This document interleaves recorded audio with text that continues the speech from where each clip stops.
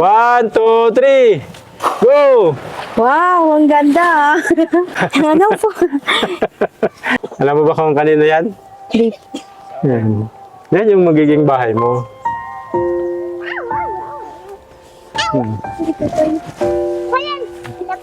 Naniniwala ka ba? Opo. Yan magiging bahay mo? Natupad na din po yung pangarap ko ay. Sabi ko ay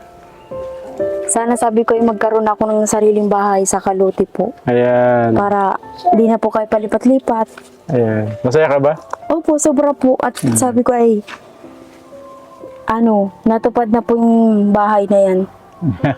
Hinihiling ko po kay Lord na sabi ko ay sana magkaroon po kami ng bahay na Ayan. maganda. Sasubok lang.